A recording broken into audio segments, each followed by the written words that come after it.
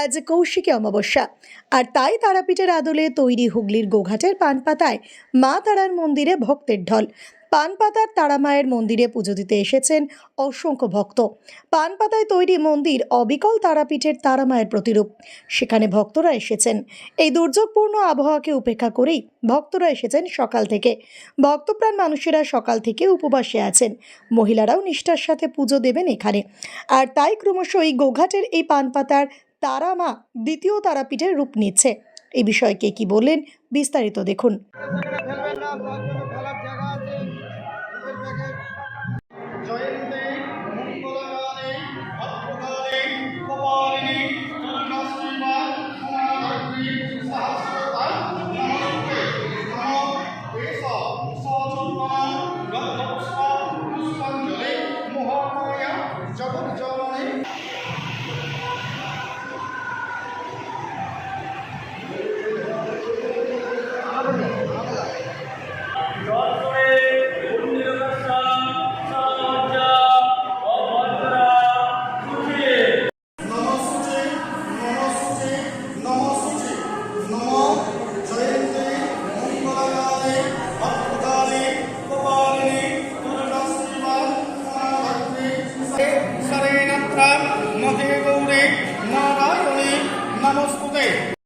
ছোট্ট বয়সে তিনি মা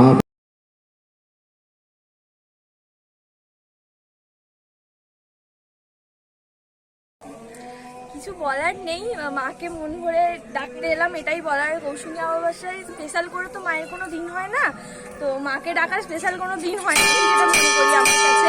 তো আজকে মায়ের একটা বিশেষ দিন, সবাই মনে করেন সেটাই। তো সবার জন্য প্রার্থনা থাকলো মায়ের কাছে, এটুকুই, আর কিছু বলার নেই। কৌশিকী অমাবস্যা আমাদের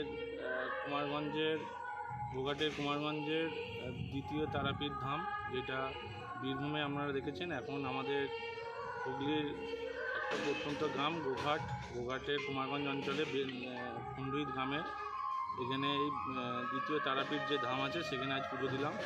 তো এখানে প্রচুর ভক্ত, গোটা রাজ্যের অনেক মানুষ এই মন্দিরটা জানে, তারা সবাই আজকে দলে দলে পুজো দিতে এসছে।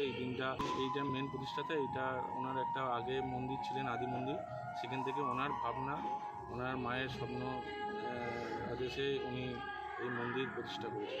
আপনার নাম দাদা? আমার নাম অঞ্জন কুমার ঘোষ। বলতে এসেছি পুজো দিতে আমরা, ডিভারপুর পঞ্চরন্তলা থেকে। খুব ভালো লাগছে দেখে মন্দির, খুব আনন্দ হচ্ছে। এই অমাবস্যা 12টায় পড়লে আমরা পুজো দেবো, এসে খুব আনন্দ উপভোগ করছি, এটাই ভালো লাগছে দেখে। আজ একটা বিশেষ দিন কৌশিকী অমাবস্যা, সেই সম্বন্ধে কি বলবেন? কৌশিকী অমাবস্যা ধরুন আমাদের তো অত জ্ঞান নেই। আমাদের কৌশিকী অমাবস্যা যেটা বুঝি, পুজো দিতে এসেছি মায়ের কাছে, যেটা বলবেন এখন সাধকরা সেটা আমাদেরকে বলে শুনতে হবে, পুজো দিতে হবে। কোথা থেকে এসেছেন? আমি এসেছি ডিভারপুর পঞ্চরন্তলা।